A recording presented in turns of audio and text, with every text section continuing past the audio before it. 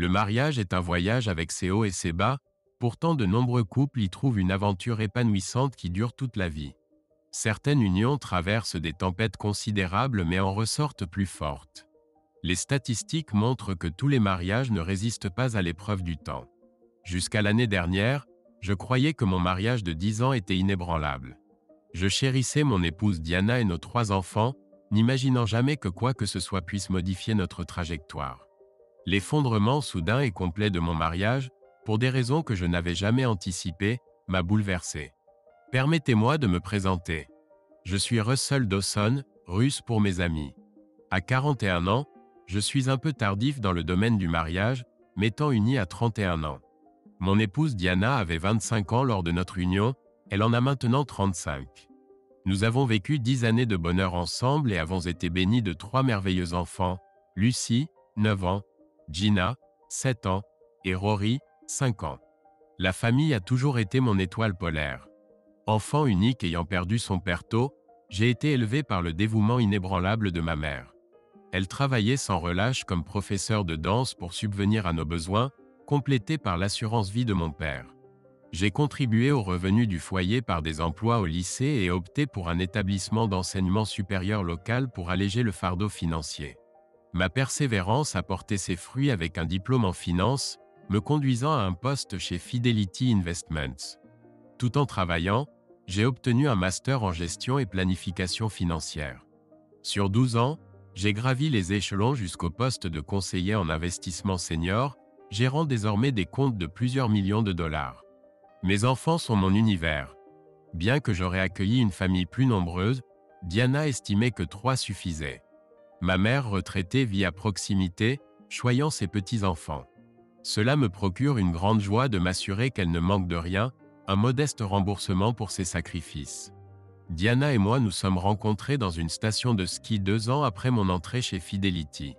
Nos groupes respectifs ont fusionné et nous avons découvert que nous vivions dans la même ville. De retour chez nous, nous avons commencé à nous fréquenter, devenant rapidement exclusifs. 1 an plus tard, nous échangions nos vœux. La vie semblait idyllique jusqu'à l'année dernière. Le tournant est survenu avec un appel téléphonique de la jumelle identique de Diana, à Burbank, Californie. Elle s'était fracturé la cheville et avait besoin d'aide avec ses 2 enfants d'âge scolaire. Malgré mes réserves, je savais que Diana voudrait aider. Elle s'est envolée 2 jours plus tard, me laissant jongler entre le travail et les responsabilités parentales. Une voisine et ma mère sont venues en aide, et j'ai saisi l'occasion de créer des liens plus profonds avec mes enfants. 4 semaines après le départ de Diana, je reçus un message inattendu de Gary, l'ex-mari de Diana et mon ancien ami proche. Il sollicita un appel Zoom, ajoutant mystérieusement « Garde une bouteille de ton bourbon préféré à portée de main ». Intrigué et légèrement inquiet, je pris les dispositions nécessaires. Dès le début de notre conversation, les civilités cédèrent la place à une question directe de Gary « Que sais-tu de notre divorce ?» J'avouai ma surprise quant à leur séparation, ayant toujours considéré leur mariage comme solide et aimant. Gary révéla que les différends irréconciliables officiels masquaient une situation plus complexe. Bien qu'initialement heureux, Diana devint insatisfaite de leur mode de vie et de leurs revenus. Un soir, elle lâcha une révélation bouleversante, elle avait postulé pour devenir dame de compagnie de luxe, rationalisant cela comme une simple relation professionnelle et un moyen d'accéder à l'indépendance financière. Gary en fut dévasté, ce qui conduisit à leur divorce. Tandis qu'il partageait cette révélation troublante, je ressentis un malaise grandissant concernant mon propre mariage et le séjour prolongé de Diana chez sa sœur. Je refuse d'être un mari complaisant pour une épouse infidèle cherchant à pimenter sa vie conjugale monotone par des relations intimes avec d'autres hommes. Elle expliqua que tout irait bien si je pouvais surmonter mes préjugés concernant ces soirées avec des clients et ne pas laisser mon ego interférer avec ce qui n'était que professionnel. Elle poursuivit en affirmant qu'elle compenserait tout le temps passé à ces activités et ne négligerait ni moi ni les enfants. Finalement, elle déclara qu'elle le ferait indépendamment de mes objections, et je répondis que je demanderais le divorce si elle persistait. Elle ne crut pas que je divorcerais à cause des enfants. Après sa première rencontre, j'ai entamé la procédure de divorce et j'ai beaucoup souffert dans le processus. Dion obtint la garde principale des enfants et conserva donc notre maison. Je me suis retrouvé à devoir payer la moitié du crédit immobilier, la pension alimentaire et les frais de garde. J'ai fini par m'installer dans un appartement de 2 chambres à mi-chemin entre la maison et l'école. J'ai le droit de voir mes enfants un week-end sur 2, un anniversaire ou jour férié sur 2, et 6 semaines en été. Bon sang, Gary, m'exclamai-je. Je n'en avais aucune idée. Je suis vraiment désolé. Heureusement, poursuivit Gary, je maintiens de bonnes relations avec Dion. Je n'ai aucun problème pour voir les enfants. Je suis souvent invité à dîner à la maison. Je dois admettre que j'éprouve encore des sentiments pour Dion, mais pas assez pour sacrifier ma dignité afin d'être avec les enfants et endurer l'humiliation d'être son mari complaisant. D'ailleurs, les choses ont évolué bien mieux que tu ne pourrais l'imaginer. Comme Dion a souvent ses rendez-vous les vendredis et samedis, elle compte sur moi pour garder nos enfants. Je suis bien moins coûteux qu'une nounou et nous avons convenu que si je prends les enfants le vendredi, ils restent avec moi tout le week-end. Il n'est pas rare que j'ai les enfants 3 jours sur 4 de mes jours de congé. Les enfants adorent ma résidence car elle dispose d'une grande piscine et fait face à un vaste parc avec une aire de jeu. Pendant ce temps, Dion s'en occupe en semaine quand elle doit les lever le matin, préparer leur petit déjeuner et leur repas pour l'école. Elle est chargée d'aller les chercher après l'école, de préparer le dîner, de les baigner et de les mettre au lit. En d'autres termes, tout le labeur qu'implique l'éducation des enfants. Et comme il s'avère, poursuivit Gary, je suis plutôt recherché par la gent féminine en ce moment. Beaucoup de femmes célibataires, divorcées et veuves trouvent qu'un homme seul avec un bon emploi est une belle opportunité. J'ai évité les relations sérieuses pour l'instant et je profite simplement de la vie. J'aimerais pouvoir sortir plus souvent en rendez-vous, si ce n'était le fait que j'ai si souvent les enfants que cela interfère avec ma vie sociale. Donc, dans l'ensemble, je m'en sors plutôt bien en tant que père célibataire. Je répondis à Gary, je suis heureux pour toi à ce sujet. On se verra autour d'une bière quand je reviendrai en Californie. Gary devint plus sérieux. Il y a quelque chose que je dois te dire, Russ, et c'est difficile à aborder. Alors je t'en prie, bois encore un peu de bourbon et écoute attentivement. Dis-moi tout, Gary. Je suis prêt. Sans la moindre trace d'amusement, Gary commença à révéler la véritable raison de son appel. Il y a 2 semaines, un vendredi, je suis allé à la maison chercher mes enfants. J'ai frappé à la porte et Dion a répondu. Sauf que ce n'était pas Dion. Au début, je l'ai cru à cause de ses cheveux courts, mais j'ai ensuite remarqué qu'elle ne portait pas de plâtre. C'était Diana. Elle s'était fait couper les cheveux comme Dion. Je l'ai questionnée à ce sujet et elle a simplement dit qu'elle aimait la coupe courte de Dion et avait décidé de la reproduire. J'ai trouvé cela un peu étrange, mais je n'y ai plus vraiment pensé après avoir quitté la maison. Et puis vendredi dernier, j'étais un peu en retard car j'avais l'entraînement de natation à l'école. Je suis arrivé à la maison à 19h au lieu de 16h habituellement. Dion m'a fait entrer et m'a dit d'attendre pendant qu'elle allait chercher mes enfants et leurs sacs. Pendant que j'attendais dans l'entrée, j'ai entendu quelqu'un descendre les escaliers. Quand je me suis retourné pour regarder, c'était Diana. Elle portait une robe de cocktail noire aux genoux avec une fente remontant jusqu'à la cuisse. Tandis qu'elle descendait, j'apercevais le haut de ses bas qui montait jusqu'à mi-cuisse. Sa robe à épaules dénudées laissait entrevoir délicatement son décolleté. Elle portait des escarpins noirs ornés de diamants. Diana ne me remarqua qu'à mi-chemin. Elle s'arrêta net. L'air décontenancé et mal à l'aise, elle balbutia quelque chose comme « Gary, je ne savais pas que tu étais là.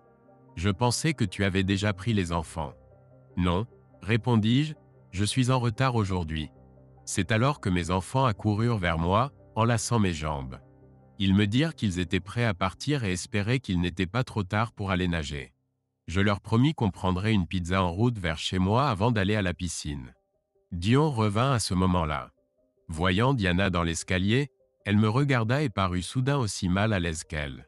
Puis, m'embrassant rapidement sur la joue, elle me pressa de quitter la maison, m'invitant à rester dîner dimanche après-midi quand je ramènerai les enfants. Il y eut un silence pendant que j'essayais d'assimiler tout ce que j'entendais. Finalement, je dis « Qu'est-ce que tout cela signifie, Gary ?» Gary répondit « Je déteste devoir te dire ça, Russ, mais je pense que Diana remplace Dion dans son travail pendant sa convalescence. Je crois que Diana se fait passer pour Dion ou se propose simplement comme alternative auprès des clients de Dion pendant son absence. Bon sang, fut tout ce que je pus dire en avalant mon deuxième verre de bourbon. Gary continuait à s'excuser. J'hésitais entre te le dire ou vous laisser, Diana et toi, régler ça à son retour. Je suis certain que les sœurs ne voulaient pas que je voie Diana prête pour un rendez-vous, donc j'imagine qu'elles ne voulaient pas que je sache et comptaient te le cacher après le retour de Diana. Maudit soit tout ça, fut ma seule réponse jusqu'à ce que tout ce que j'avais appris commence à faire son effet. Je préfère connaître la vérité plutôt que rester dans l'ignorance, dis-je. Je surmonterai ça d'une manière ou d'une autre. Je remerciai Gary d'avoir eu le courage de me révéler quelque chose qui était manifestement très difficile pour lui. Il me dit de l'appeler si j'avais besoin de quoi que ce soit. Après que Gary se fut déconnecté de Zoom, je restai assis devant l'ordinateur et bus encore 2 verres de bourbon. Des émotions contradictoires montaient en moi. Douleur, humiliation, perte et colère. Je me rappelais qu'il n'y avait aucune preuve que Diana travaillait pour le compte de Dion et que peut-être, juste peut-être, il existait une autre explication. J'élaborais plusieurs plans d'action, tous peu réalistes. Je pourrais engager un détective privé à Los Angeles pour enquêter sur son week-end. C'était une idée envisageable, mais je l'ai abandonnée. Je pourrais simplement attendre son retour et voir ce qu'elle dira.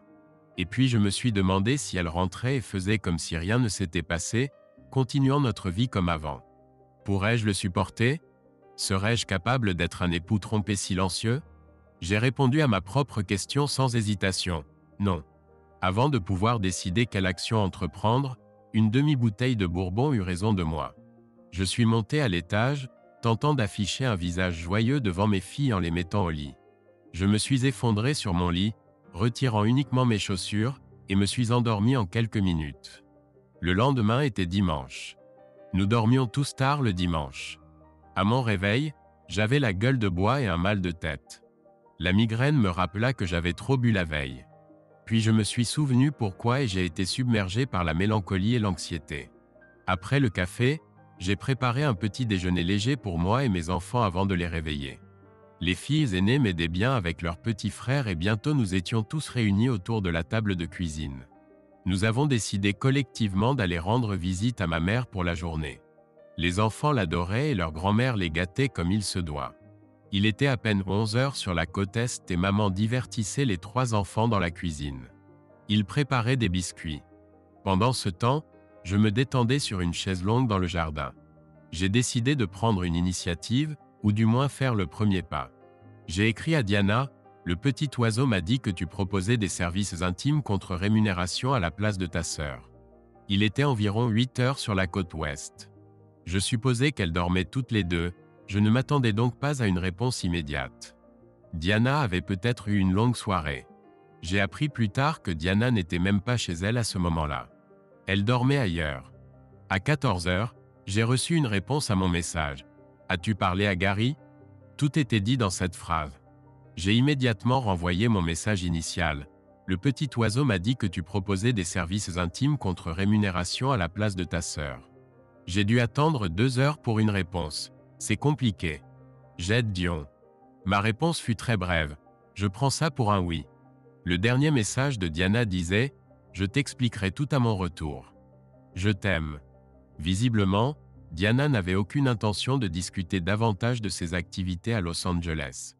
Peu importait car j'avais confirmé mes pires craintes. Mon épouse était une femme qui se vendait et j'étais un mari trompé. À ce moment-là, j'ai presque complètement cessé toute communication avec ma femme. Alors qu'avant, les enfants et moi l'appelions ou recevions un appel d'elle tous les 2 ou 3 jours, je ne l'appelais désormais que lorsque les enfants souhaitaient parler à leur mère.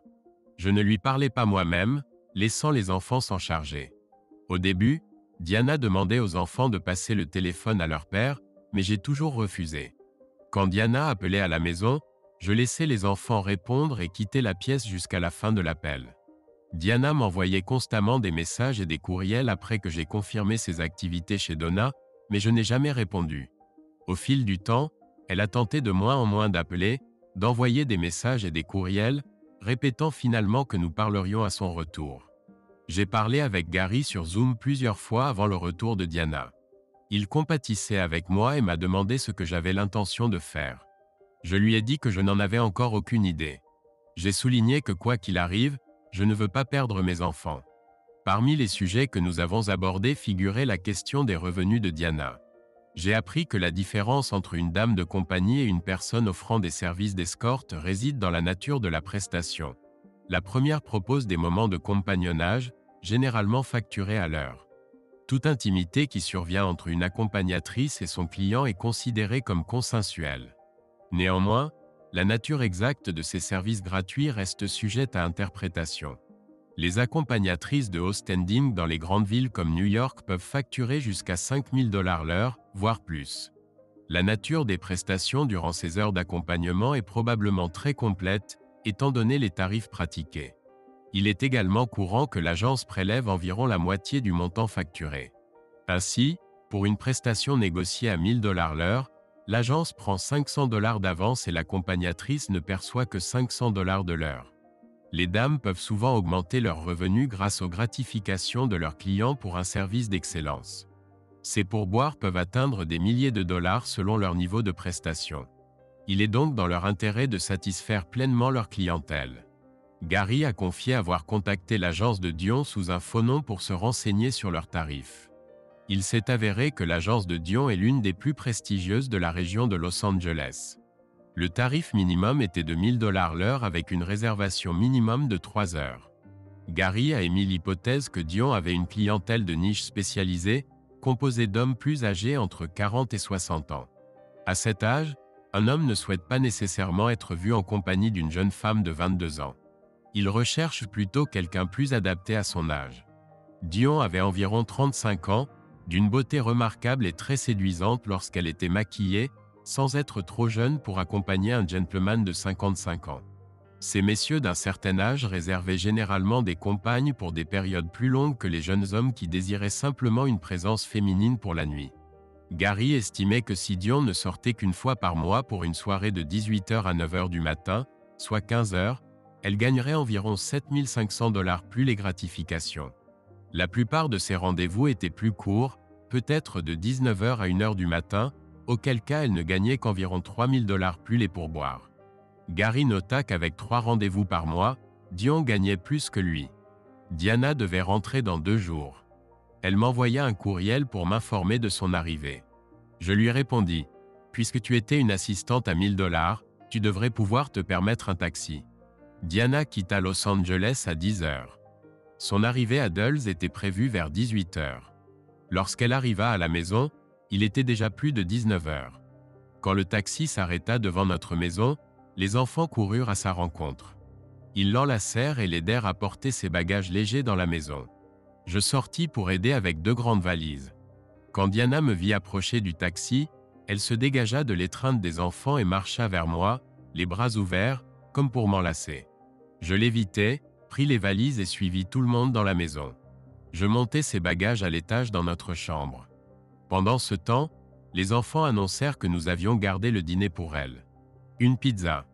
Devant les enfants, je m'efforçai de paraître heureux. Je souhaitais la bienvenue à Diana et posais quelques questions habituelles comme « Comment était le vol ?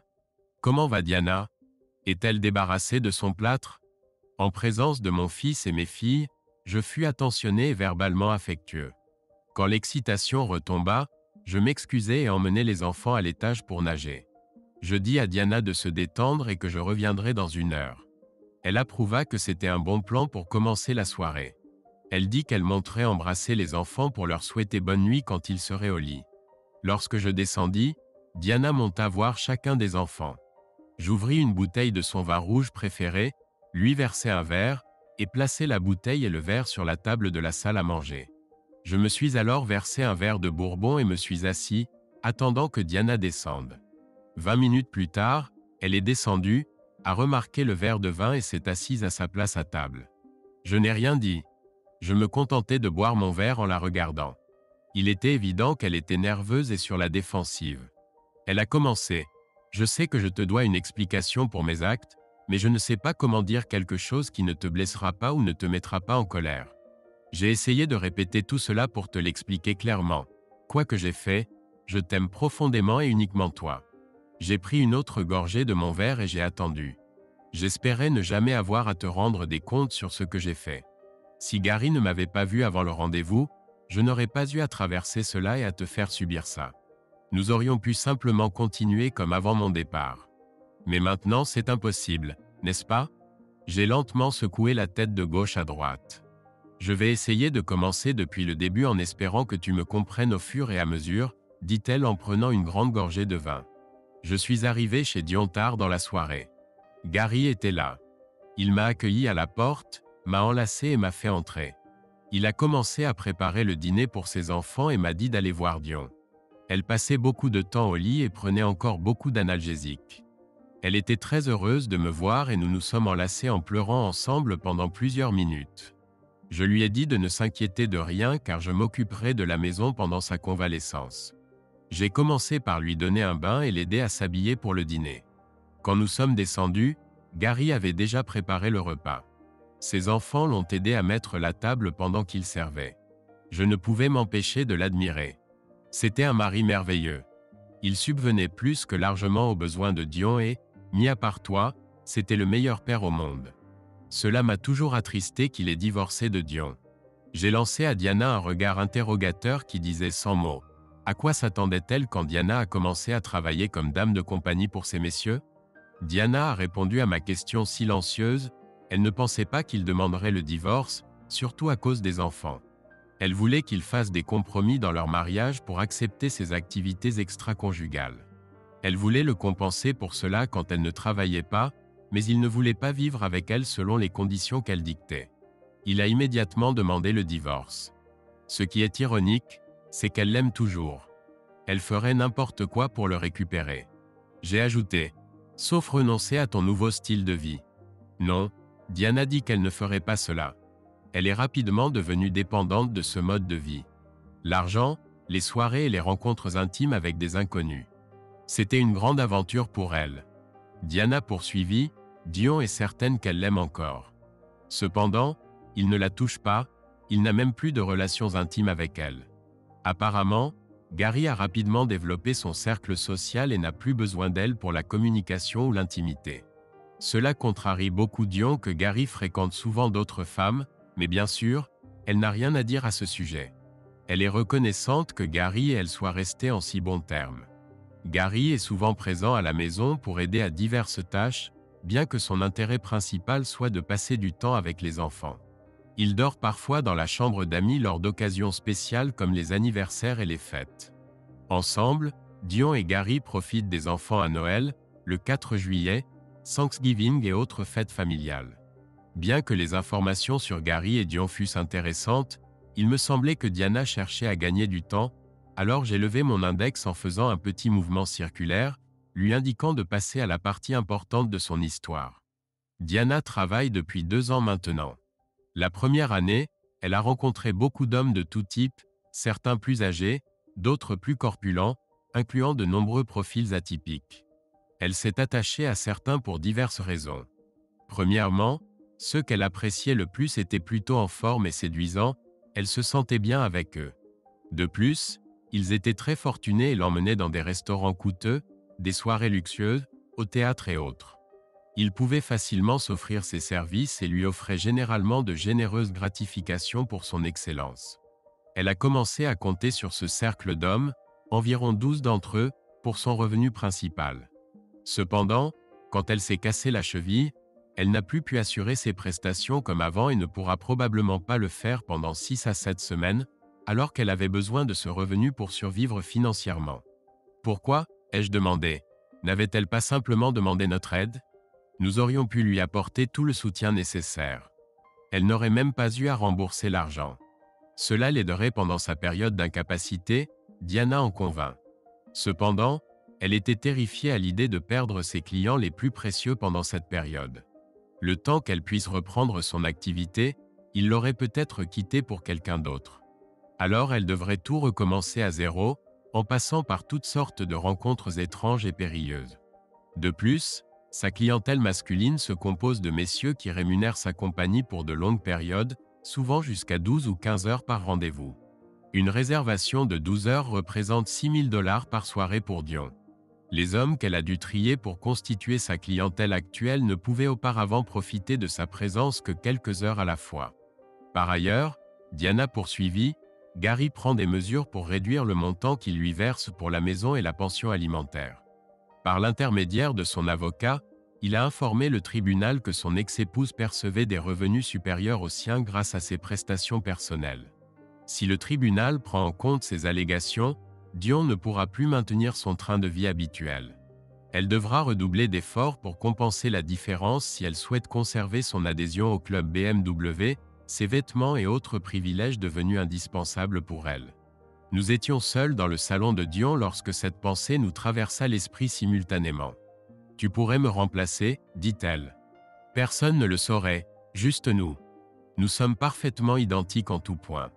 Nous avons le même visage et la même silhouette. La seule différence entre nous maintenant est notre coiffure. Si tu te coupes les cheveux courts comme moi, personne, même Gary ou Russell, ne pourra nous distinguer. » Dion poursuivit son argumentation. « Je sais que tu aimes Russell profondément et que tu ne voudrais pas le tromper, mais ce n'est pas vraiment de l'infidélité. C'est simplement charnel. Ton cœur appartiendra toujours à Russell. Et il n'en saura jamais rien. Quand tu rentreras, tout sera comme avant ton départ. » Dion insistait. « Je suis certaine que tu vas adorer Diana. Ces messieurs sont très charmants et te traiteront comme une reine. Tu iras dans des endroits fascinants et rencontreras des personnes extraordinaires que tu ne croiserais jamais chez toi, et les moments intimes seront inoubliables.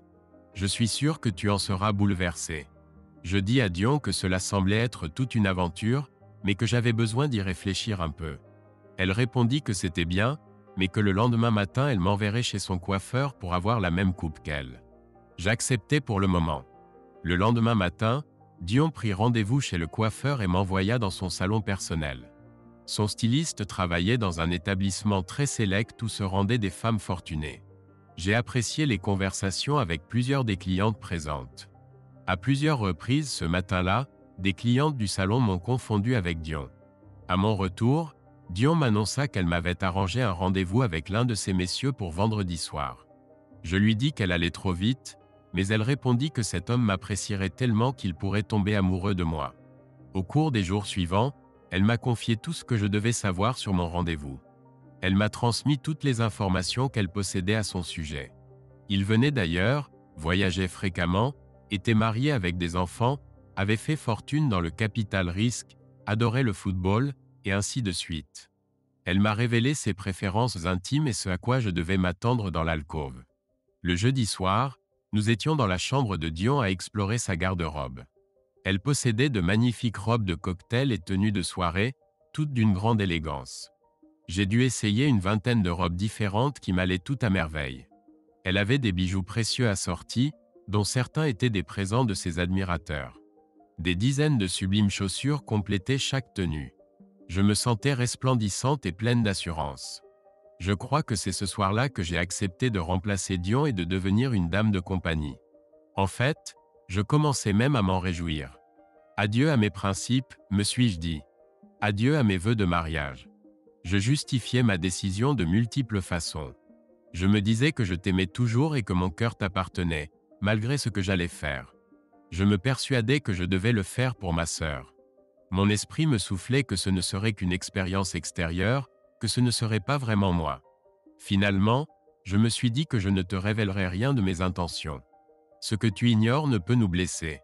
Je pourrais même en tirer des enseignements pour rendre notre amour plus passionné. Je me suis promis de me racheter en devenant la meilleure épouse du monde à mon retour. Que de belles paroles, ai-je murmuré, serrant la mâchoire pour garder mon calme apparent. Malheureusement, poursuivit Diana, Gary est arrivé tard ce vendredi soir, juste au moment où je terminais de me préparer pour le rendez-vous et commençais à descendre l'escalier. Je voulais lui parler, le supplier de ne rien te dire, mais les mots me manquaient. En quelques instants, ses enfants l'ont entouré et Dion l'a poussé dehors. Je savais qu'il comprendrait bientôt. Alors, lui ai-je redemandé, « Comment s'est passé ton rendez-vous » Diana eut au moins la décence de baisser les yeux avant de se détourner. « Je suis navré de te le dire, Russell, mais c'était merveilleux. Dion avait raison, mon compagnon était un véritable gentleman et j'ai passé un moment délicieux. Il était séduisant et bien bâti. J'étais nerveuse au début, mais il s'est montré si charmant.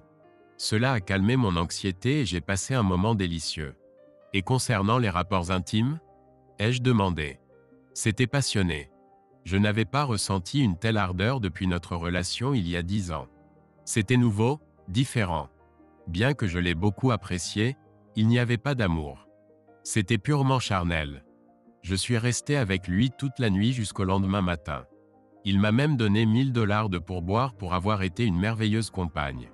Donc, tu es officiellement devenue une femme aux mœurs légères, ai-je dit sans émotion, et je suis officiellement un mari trompé. Je ne suis pas une femme aux mœurs légères. J'étais une dame de compagnie. Ce sont des choses différentes. Quelle est la différence? Ai-je demandé avant de répondre à ma propre question. Une femme aux mœurs légères est rémunérée pour ses faveurs tandis qu'une dame de compagnie est payée pour son temps, les rapports étant gratuits. Diana savait que c'était la distinction courante utilisée par les accompagnatrices de luxe pour justifier leurs activités, alors elle n'a rien dit. Dis-moi Diana, ai-je demandé.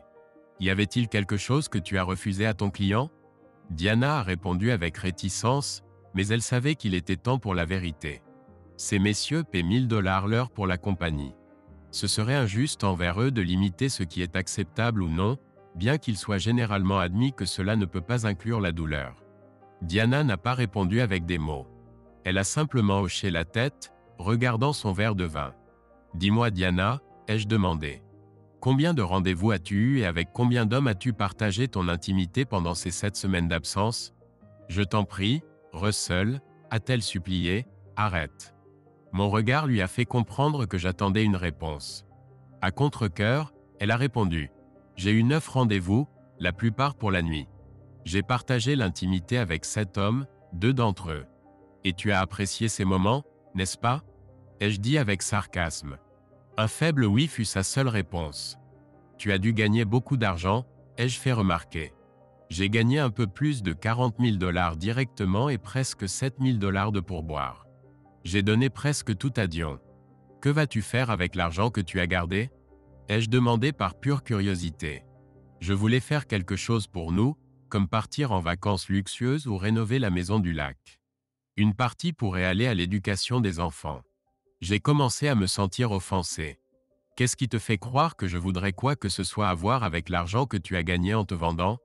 Tu peux le brûler, je m'en moque. Et ne pense même pas à dépenser un centime pour les enfants. Je ne veux pas qu'ils soient souillés par ton infidélité. Diana perçut le mépris dans ma voix et réalisa que je contenais une immense colère.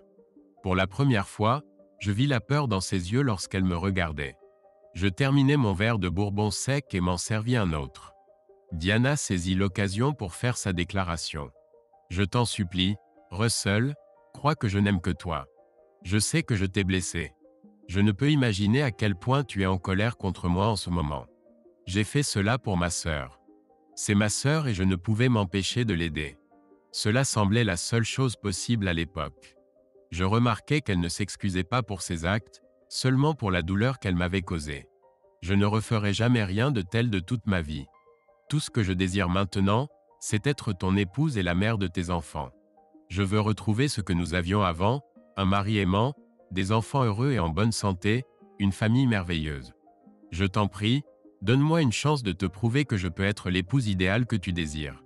J'espère qu'avec le temps, tu pourras me pardonner et voir ce qui s'est passé comme une anomalie dans un mariage autrement parfait. N'espère pas tant, Diana, répondis-je. Je ne peux imaginer un homme capable de pardonner un tel traitement, un tel manque total de respect, une telle trahison. Je ne t'ai pas trahi, commença-t-elle à dire. Arrête ces absurdités, l'interrompis-je. Je vais faire une promenade. J'ai besoin d'être seul, dis-je en prenant mon coupe-vent dans le placard avant de quitter la maison. J'entendis Diana pleurer quand je partis. En commençant ma promenade, je me mis à pleurer aussi. J'étais soulagé d'avoir pu me contenir pendant que Diana me racontait ce qui s'était passé en Californie. Ce ne fut pas facile. Mais maintenant, j'éprouvais de la pitié pour moi-même. Je ressentais une immense perte et ne savais comment y remédier. En même temps, j'étais profondément blessé par la personne que j'aimais le plus et j'étais en colère, non, furieux, de ce qu'on m'avait fait. Mais que devais-je faire maintenant? Les réponses extrêmes à mes questions étaient simples. Je pouvais divorcer ou lui pardonner. Aucune de ces alternatives ne semblait acceptable. Le divorce détruirait ma famille et je risquerais de perdre le contact quotidien avec mes enfants auxquels je tiens tant. Mais comment pardonner un comportement si terrible? Je ne le peux pas. Je rentrais après 1 heure du matin. La maison était plongée dans l'obscurité. Diana était au lit. Si nous avions eu une chambre d'amis, je l'aurais utilisée, mais nous n'en avions pas. Je me glissais dans notre chambre et me déshabillais jusqu'aux sous-vêtements. Diana semblait dormir. Je me glissais dans le lit de mon côté, lui tournant le dos. Je sentis sa main toucher mon épaule et je m'éloignai. J'entendis son soupir, mais elle ne tenta plus de me toucher. J'étais frustré car je n'avais pas de bonne solution à mon problème. Je n'avais même pas de solution marginale. Il n'y avait aucune solution. On m'avait dit un jour que la source de la frustration est l'incapacité à prendre une décision. Cependant, le temps a offert une alternative. L'une des raisons pour lesquelles j'ai épousé Diana était sa personnalité étincelante. C'était une personne naturellement joyeuse et agréable à côtoyer. Pendant que je cherchais une solution, elle retrouva sa nature plaisante et son comportement décontracté. Elle prenait soin de ne pas s'imposer. Je ne lui manifestais aucune affection et elle n'essayait pas de me forcer ses sentiments. Avec les enfants, nous ressemblions aux parents attentionnés qu'ils connaissaient. À part cela, j'étais silencieux et réservé. Un jour, j'ai entendu Diana parler au téléphone avec Diana. Ne comprenant pas exactement leur conversation, j'ai imaginé le pire. Je lui ai demandé de quoi elle parlait. Elle m'a dit que ce n'était rien d'important, mais je savais qu'elle dissimulait quelque chose. Je lui ai dit très directement que mon imagination me suggérait qu'elles évoquaient leurs expériences intimes lors de son séjour chez Dion. Elle ne l'a pas nié. Je lui ai dit que si elle voulait parler à Dion, elle ne devait jamais le faire en ma présence. De mon point de vue, Dion était responsable de tout ce qui s'était passé. Néanmoins, avec le temps, notre communication redevint plus normale. Nous parlions de la plupart des choses, travail, enfants, météo, etc. Comme avant, je passais autant de temps que possible avec les enfants et Diana nous laissait interagir. Après le coucher des enfants, nous nous installions au salon pour regarder 1 heure ou 2 de télévision. Nous avions des émissions préférées que nous regardions ensemble ou nous alternions pour choisir un film. Les semaines, puis les mois passèrent. Progressivement, nous avons recommencé à interagir davantage. Beaucoup de nos activités étaient centrées sur les enfants et leurs centres d'intérêt, sport, pique-nique, randonnée, plage et événements similaires. Petit à petit, j'ai remarqué que Diana devenait plus affectueuse. Quand nous admirions nos enfants, elle me prenait la main. En regardant la télévision, elle s'asseyait plus près de moi. Le matin au lit, je la trouvais blottie contre moi. Les événements survenus en Californie devenaient de plus en plus flous avec le temps, et mon épouse me rappelait de plus en plus notre vie heureuse d'avant. J'ai commencé à la serrer dans mes bras pendant que nous regardions la télévision. Je pense que Diana a senti que j'avais laissé derrière moi une grande partie de mon hostilité. Après presque 6 mois, notre mariage semblait avoir retrouvé son équilibre. J'essayais de repousser les événements de Californie dans les recoins les plus éloignés de mon esprit, bien que je n'ai ni oublié ni pardonné ces méfaits. Je désirais tellement retrouver ma famille que j'étais prêt à ravaler ma fierté et aller de l'avant. Nous étions si heureux de vivre normalement pendant les mois qui suivirent que je gagnais confiance en ma capacité à passer le reste de ma vie avec mon épouse sans difficulté, mais tout bascula de nouveau. Cela se produisit environ 6 mois après que notre relation soit redevenue normale. C'était un vendredi soir et je rentrais pour trouver Diana préparant l'un de mes plats préférés. Elle m'informa qu'elle avait confié les enfants à ma mère pour le week-end. La table était ornée de bougies et une bouteille de mon vin rouge favori était ouverte pour s'aérer. Après le dîner, j'étais parfaitement détendu et m'attendais à une soirée intime. Je m'installais dans notre canapé en cuir, prêt à ce que Diana me rejoigne pour une douce soirée avant le coucher. Diana termina la vaisselle et me rejoignit dans le salon après avoir tamisé les lumières. Étrangement, elle ne s'assit pas à mes côtés, mais prit place au bord du canapé, à l'autre extrémité. « Russell, dit-elle, tu sais que je t'aime plus que tout au monde, n'est-ce pas ?» C'était une question inhabituelle et, compte tenu de sa position quelque peu formelle sur le canapé, la situation commençait à paraître étrange. « Oui, je le sais, répondis-je. Mon chéri, je dois te dire quelque chose qui te sera difficile à entendre. Je ne veux pas que tu te mettes en colère, mais écoute simplement ce que j'ai à dire avant de réagir. » Les cheveux sur ma nuque se hérissèrent. Malgré le bon repas et le vin, Je n'étais pas assez apaisé pour ne pas reconnaître la difficulté de la situation à venir. Cela ressemble à une de ces conversations. Chérie, il faut qu'on parle, dis-je en me redressant et en me tournant vers elle. Russell, je souhaite devenir une dame de compagnie, dit-elle franchement. Qu'as-tu dit? Fut ma seule réponse à cette déclaration incroyable. Je veux devenir une escort girl professionnelle, précisa-t-elle. Uniquement sur mon cadavre, fut ma première véritable réponse. S'il te plaît, mon amour, dit-elle en essayant de toucher mon visage. J'écartai sa main. Écoute-moi un instant. J'y pense depuis des mois. Les quelques semaines passées avec Dion en Californie m'ont profondément marqué. Tu sais que j'ai apprécié l'expérience même si j'ai regretté que cela t'ait causé tant de peine et ait endommagé notre mariage et notre relation. La vérité est que je suis tombée amoureuse de cette expérience et de ces relations intimes. Je n'ai jamais complètement surmonté les souvenirs de ces rencontres.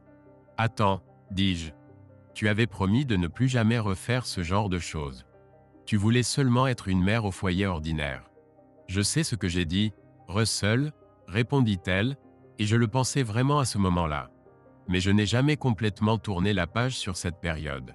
Dion semble vivre tellement d'aventures comparées à moi. Ne te méprends pas, j'adore notre famille avec toi et nos enfants, mais j'aspire à davantage et je crois pouvoir avoir les deux. Avant que je puisse dire quoi que ce soit, Diana poursuivit, je me suis déjà inscrite auprès d'une agence en ville et ils m'ont accepté. Ils pensent qu'il existe un marché de niche pour une dame de mon âge, quelqu'un qui attire les hommes plus mûrs. Des hommes qui ne seraient pas à l'aise en compagnie d'une étudiante de 22 ans. C'est le même créneau où Dion connaît du succès. Dans les semaines à venir, je vais suivre une formation obligatoire à l'agence. Hygiène personnelle, services financiers personnels, sécurité personnelle, soins esthétiques et maquillage, et plus encore. Demain matin, je vais chez le coiffeur pour me faire coiffer, puis au bureau de l'agence pour des photos glamour qu'ils publieront sur Internet. Je ne tolérerai pas cela, Diana, dis-je quand elle fit une pause. Oh chérie, dit-elle en essayant à nouveau de toucher mon visage. J'écartai sa main une fois de plus. Je sais que c'est un choc et je n'imagine pas à quel point cela te fait souffrir, mais tu surmonteras cette douleur, j'en suis certaine. Tu l'as déjà fait avant. C'est ce qui me donne confiance que je peux le faire et que nous pouvons rester une famille heureuse. Tu surestimes ce que je peux supporter, Diana. Je ne serai plus un mari trompé. Je ne pourrai plus regarder mes enfants dans les yeux en sachant qu'ils me verront comme moins qu'un homme. Je perdrai leur respect. Je perdrai mon propre respect. Russell, tu es trop dur avec toi-même. Tu laisses ton ego faire obstacle à notre avenir heureux en famille. Diana, dis-je sévèrement, tu sous-estimes complètement l'importance de l'ego pour un homme. Puis elle m'asséna un coup terrible. Tu ne veux pas te retrouver dans la situation de Gary, n'est-ce pas? Maintenant, j'étais vraiment en colère. Je serrai la mâchoire et fixai du regard la femme que j'aimais. Est-ce une menace voilée, Diana? Tu me dis que si je divorce, tu auras la garde des enfants, tu garderas la maison, je paierai une pension alimentaire, et je finirai dans un 2 pièces, espérant voir mes enfants un week-end sur 2. C'est ça que tu veux dire? Je t'en prie, Russell, ne sois pas comme ça. Je ne veux pas divorcer et je sais que tu ne veux pas être séparé de nos enfants. Tu dois simplement comprendre que c'est ce que je dois faire, au moins pour un temps. Et combien de temps durera-ce, pour un temps, ai-je demandé? 1 an? 2 ans? 5 ans? Je suppose jusqu'à ce que cela s'estompe, répondit-elle. Et alors tu redeviendras mon épouse fidèle et aimante? Je crois avoir déjà entendu cela. Je ne veux pas en faire mon gagne-pain, Russell. Je ne sortirai pas 2 fois par semaine comme Dion pour gagner ma vie. Je sais que nous n'avons pas besoin d'argent. Ce ne sera qu'1 ou 2 fois par mois, le reste du temps je me consacrerai à toi et à ton bonheur. Tu es dans l'illusion, Diana, si tu penses que je serai heureux avec une femme aux mœurs légères comme épouse. Diana réagit avec colère, comme toujours, quand je la qualifiais ainsi. Je te l'ai déjà dit, je ne suis pas une femme aux mœurs légères. Je suis une dame de compagnie rémunérée. Ce sont des choses différentes. Diana, dis-je, si tu prends une pelletée de fumier, que tu la mets dans une boîte à chaussures, que tu l'emballes joliment avec un beau ruban, ce sera toujours du fumier quand tu ouvriras la boîte. Tu as raison sur un point. Tu n'es pas une femme aux mœurs légères. Elle le fait pour l'argent. Toi, tu fais manifestement cela pour le plaisir. Je ne veux pas non plus être marié à quelqu'un comme ça. Je sais que tu es en colère contre moi maintenant, Russell, mais tu changeras d'avis, comme tu l'as fait avant. Tu me pardonneras. Je sais que tu m'aimes, tout comme je t'aime, et nous réussirons. Attends et tu verras. Tu te trompes encore sur moi, Diana. Je ne t'ai jamais pardonné. De plus, j'ai été un imbécile de ne pas t'avoir mise à la porte quand c'est arrivé en Californie. Je ne referai pas cette erreur. Je vais faire une promenade, lui dis-je. Ne m'attends pas. La nuit sombre semblait presque accueillante. Le brouillard et la bruine légère correspondaient à mon humeur. Cette promenade, comme celle que j'avais faite après avoir appris les activités de Diana l'année dernière, me donna le temps de réfléchir. La dernière fois, j'avais le choix entre le divorce et le pardon. Cette fois, le choix était entre le divorce et le divorce. Il n'y avait pas d'autres alternatives. La seule question était comment m'en sortir en évitant toutes les conséquences négatives. Un divorce direct me mettrait presque certainement dans une position similaire à celle de Gary. Cela ne m'aurait pas dérangé, sauf pour les enfants. Je ne voulais pas être séparé de mes petits. La question devint alors ce que je devais faire pour les quitter. Dans les conditions actuelles, Diana était considérée comme une mère idéale. Les tribunaux ne m'auraient jamais accordé la garde principale des enfants dans les circonstances actuelles, même avec sa nouvelle profession. La question devint alors ce que je devais faire pour changer les circonstances. Cette question mena à la réponse. Diana devait être discréditée en tant que mère idéale. En fait, il fallait prouver son inaptitude. Cela conduisit à la question ultime, comment y parvenir? Ces réflexions ne survinrent pas en quelques minutes. Cela prit des heures. Il était déjà plus de 2 heures du matin lorsque je rentrais. Je n'allais pas me coucher auprès de Diana. Je me rendis dans la chambre d'Emily, me déshabillai et allai dormir dans son lit. Les progrès accomplis dans ma réflexion me semblaient satisfaisants pour le moment. Je dormis bien jusqu'au petit matin du samedi. Je me levai tôt, avant Diana. Comme nous n'avions pas de véritable chambre d'amis où je puisse m'installer, j'inspectais l'espace de rangement au sous-sol. Le vaste sous-sol disposait de sa propre entrée, un escalier, ce qui en faisait un demi-sous-sol. La porte extérieure donnait sur une petite terrasse inutilisée. Pendant des années, nous l'avions utilisée pour entreposer ce qui finit par devenir des déchets. Avec un peu d'effort et d'argent, je pensais pouvoir le transformer en studio. Je passais plus d'1 heure à prendre des mesures et faire des croquis. Lorsque je remontais, Diana préparait le café. Elle m'en versa une tasse et dit « Tu m'as manqué dans le lit hier soir ». Je pris la tasse et répondis « Je ne dormirai plus jamais avec toi. Je sais que tu es encore blessé, Russell, mais après le retour des enfants, tu n'auras pas d'autre endroit où dormir. » Je lui fis part clairement de mes intentions. Je vais nettoyer le sous-sol et le transformer en appartement. Pour l'instant, je dormirai là-bas sur un lit de camp avec mon sac de couchage. C'est absurde, dit-elle. Tu devrais dormir avec moi. Plus jamais, répondis-je simplement. Je suis sûr que tu changeras d'avis avec le temps, mon chéri, mais fais ce que tu dois faire maintenant. Sur ces mots, Diana termina son café et monta se préparer pour son rendez-vous chez le coiffeur. Je la vis partir. Elle transportait un portant avec plusieurs robes et un sac séparé pour les chaussures. Je supposais qu'il s'agissait des vêtements que Dion lui avait donnés et qui serviraient pour sa séance photo. Quant à moi, je passais la journée entière à transporter des cartons d'objets que nous n'utilisions jamais du sous-sol jusqu'au trottoir. J'appelais We All Junk pour venir tout récupérer et tout avait disparu à la fin de la journée. Entre-temps, je contactais un ami entrepreneur et lui parlais de mon projet. Il arriva dans l'après-midi pour inspecter le sous-sol. Je lui expliquais ce dont j'avais besoin.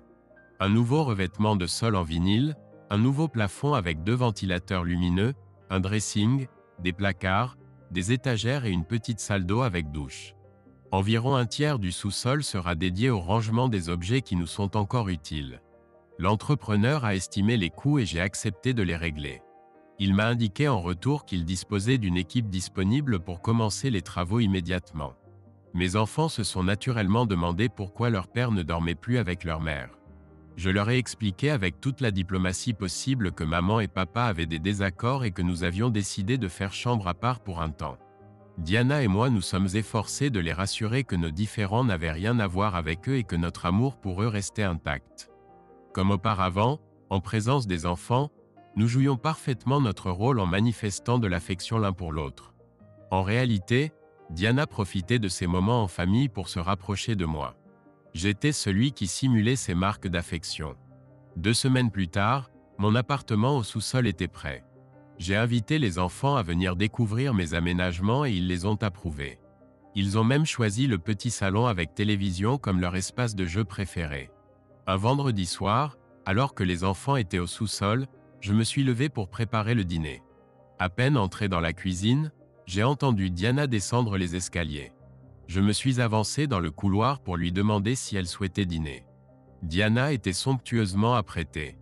Elle portait une robe de cocktail noire qui lui arrivait à mi-cuisse. Le décolleté plongeant mettait généreusement en valeur sa poitrine. Elle portait des talons de 10 cm. Son maquillage était impeccable et son rouge à lèvres écarlate s'accordait avec ses ongles. Elle était plus séduisante que jamais. « Je ne dînerai pas à la maison ce soir, dit-elle. J'ai un rendez-vous. Je rentrerai probablement très tard, ne m'attendez pas. » J'ai vérifié que les enfants n'avaient pas quitté le sous-sol. Ce n'était pas le cas. J'ai alors dirigé mon attention et ma colère vers Diana. Je me suis penché près de son oreille et lui ai dit « Ne t'habille plus jamais comme ça dans cette maison. Ne laisse jamais mes enfants te voir ainsi. Si tu dois te parer pour ton client avant vos rencontres intimes, fais-le ailleurs. Loue un appartement ou prépare-toi chez une amie. Change-toi dans ta voiture s'il le faut, mais plus jamais ici, tu m'entends ?» Diana était effrayée. Elle ne m'avait jamais vu aussi furieux et dur. Elle a acquiescé, indiquant qu'elle avait compris. « Pardon, Russell, dit-elle d'une voix étranglée. Je n'avais pas l'intention d'ignorer vos sentiments ainsi. J'ignorais que c'était si important pour vous. Je ne l'ai pas laissé terminer. J'ai ouvert la porte et l'ai poussée sur le porche. J'ai ramassé le sac qu'elle portait et l'ai jeté derrière elle avant de lui claquer la porte au visage et de la verrouiller. J'ai éteint la lumière du porche. À travers la porte en verre teinté, j'ai distingué sa silhouette. Elle est restée sur le porche pendant plusieurs minutes. Peut-être essuyait-elle ses yeux avec un mouchoir. Je n'en étais pas certain. Quelques minutes plus tard, elle est partie. Malheureusement, mon projet de discréditer Diana en tant que mère devait s'étendre sur le long terme, probablement une année. Durant cette période, je devrais cohabiter avec elle et supporter la honte d'être un époux trompé en connaissance de cause. Je le ferai si cela s'avère nécessaire pour divorcer de Diana et obtenir la garde des enfants. J'ai élaboré un stratagème visant à faire paraître Diana inapte à élever des enfants. Pour le mettre en œuvre, j'avais besoin de 3 hommes de moralité flexible qui prétendraient être des prétendants intéressés par Diana. Je savais qu'elle recherchait essentiellement des hommes pour son cercle intime. Il me fallait 3 messieurs séduisants, à la prestance remarquable et d'apparence fortunée. L'Internet fut le point de départ dans la recherche de ces messieurs. C'étaient généralement de beaux jeunes hommes dans la vingtaine et trentaine, beaucoup trop jeunes. J'avais besoin d'hommes entre 50 et 60 ans. Un autre obstacle était leurs honoraires élevés. Ils travaillaient via une agence, comme les dames, et leurs services étaient, à mon sens, excessivement onéreux bien que moins chers que ceux des femmes. Je devais repenser ma stratégie. Il me fallait des acteurs de films pour adultes plus âgés, retraités. Je ne savais pas où les trouver. Puis j'ai pensé à me rendre dans l'un des clubs distingués du centre-ville. Peut-être pourrais-je y obtenir des pistes ou des contacts. Un vendredi soir, alors que Diana avait un rendez-vous, j'ai appelé notre nounou pour garder les enfants et me suis rendu en ville pour enquêter. Mon objectif était de visiter d'abord le club le plus prestigieux, poser quelques questions générales et me faire une idée sur la façon de trouver les hommes dont j'avais besoin. Le premier établissement que j'ai visité était le Black Tie. Je m'attendais à moitié à quelque chose comme le restaurant où j'allais étant célibataire dans ma vingtaine. Cependant, ce n'était pas le cas. C'était un établissement de première classe, très spacieux, bien équipé et décoré en bleu foncé. Immédiatement, une charmante demoiselle élégamment vêtue qui servait d'hôtesse s'est approchée de moi, m'a accueilli et m'a trouvé une table isolée. J'ai remarqué qu'il y avait une danseuse gracieuse sur scène, vêtue avec élégance minimaliste, dotée d'une silhouette parfaite. J'étais fasciné un instant car je n'avais jamais vu une artiste aussi gracieuse auparavant. Mon attention fut interrompue par une autre charmante demoiselle en tenue légère. C'était une serveuse qui prit ma commande. Après l'arrivée de ma boisson, je continuais à observer le spectacle, qui présentait maintenant une autre ravissante danseuse exécutant une chorégraphie acrobatique. J'avais presque oublié la raison de ma venue quand une autre demoiselle peu vêtue s'approcha et me demanda si j'avais besoin de quoi que ce soit. Mon expression devait trahir que je ne comprenais pas vraiment ce que « quoi que ce soit » signifiait. Je supposais que cela englobait tout sauf les relations intimes. Black Tie était un établissement trop haut de gamme pour proposer ce genre de service sur place. Elle expliqua que beaucoup d'hommes apprécient une danse privée et que nous pourrions aller dans un salon particulier. Elle précisa que cela coûterait 100 $ pour 30 minutes de son temps. Je lui demandai son nom et elle répondit s'appeler Lee. Je me présentai comme Russell.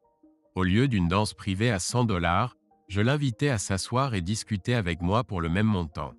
Lee appela la serveuse et lui murmura quelque chose à l'oreille.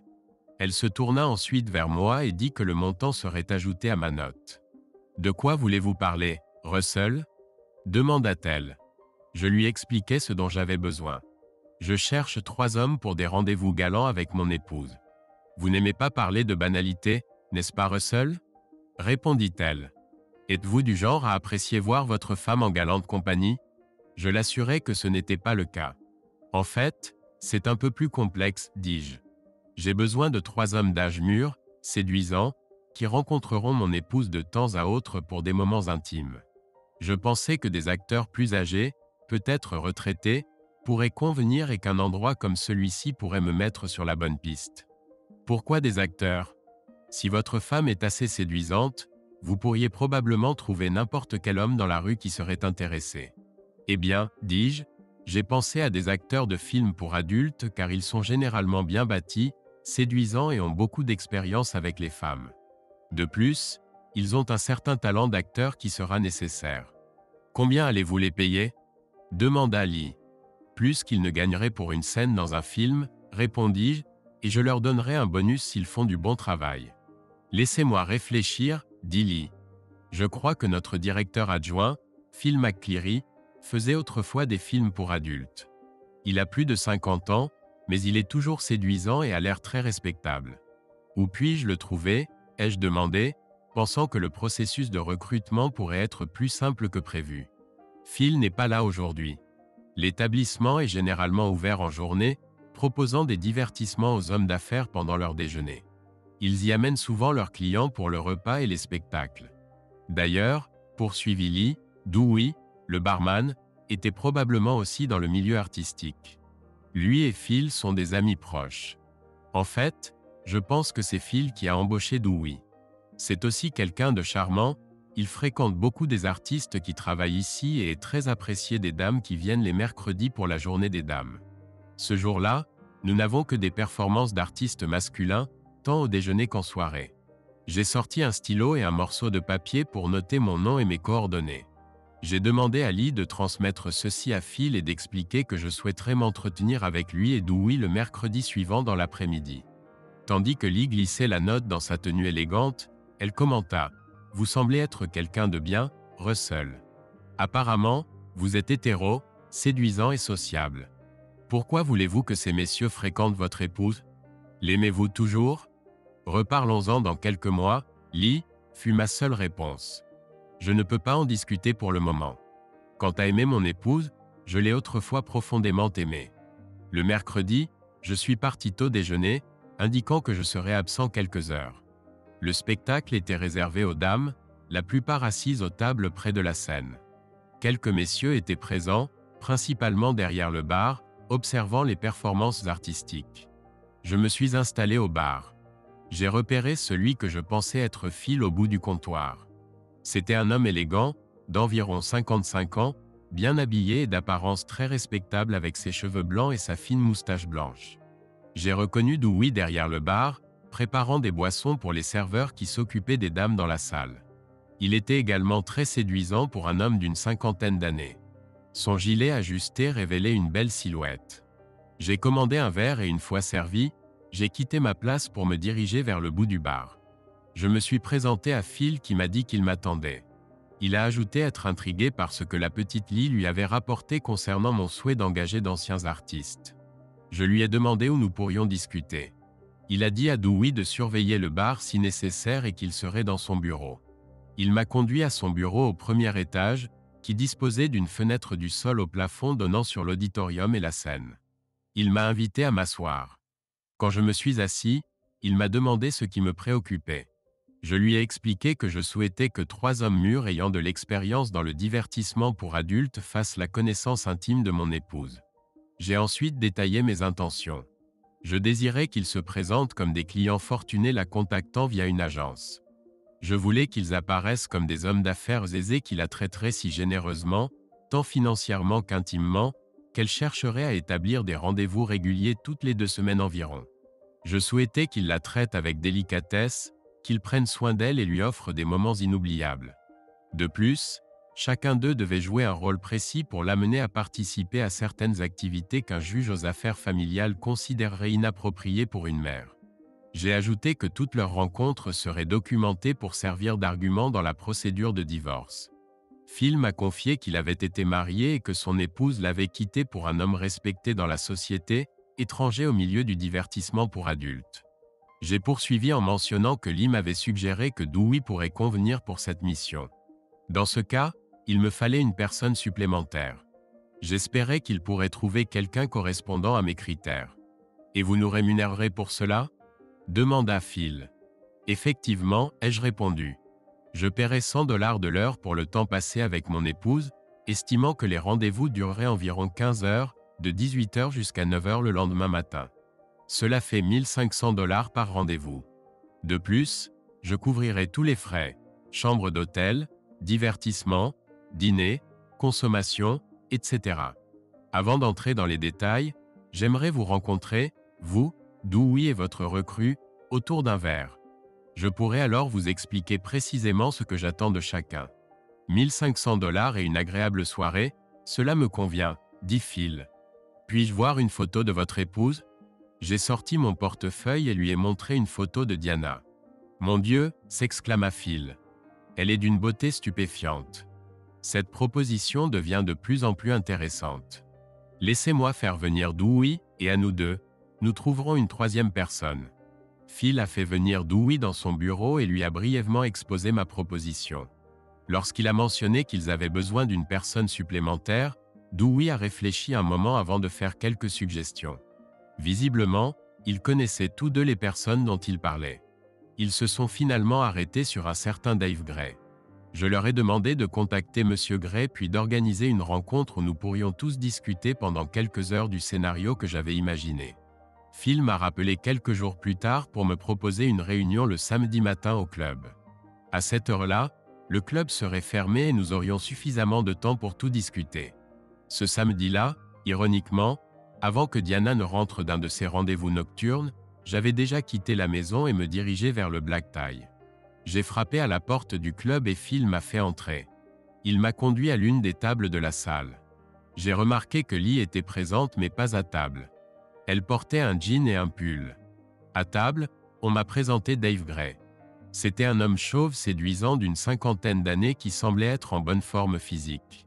Dewey fit signe à Lee qui apporta la cafetière à la table avec de la crème, du sucre et une assiette de scones. Elle déposa également une bouteille de crème irlandaise Baileys devant nous avant de retourner au bar. Après une conversation agréable, Phil m'a demandé de décrire ma situation et d'exposer mon plan ainsi que leur rôle. J'ai commencé depuis le début, quand nous avons appris que Dion s'était fracturé la cheville, et j'ai tout couvert jusqu'à la situation actuelle. Je pensais avoir décrit les événements de manière équitable sans trop dénigrer Diana, mais les 3 messieurs ont affirmé qu'ils la considéraient comme une personne aux mœurs légères cherchant simplement des prétextes pour ses aventures. J'ai ensuite exposé mon plan pour discréditer Diana. Chacun d'eux avait son propre rôle. Phil devait se montrer attiré par les femmes mariées. Il devait me manquer de respect de toutes les manières possibles en présence de Diana, et elle devait faire de même, pensant que cela plairait à Phil. Fin de la première partie. Si vous appréciez l'histoire, merci de nous soutenir avec le bouton « J'aime » et de partager vos impressions dans les commentaires. Merci.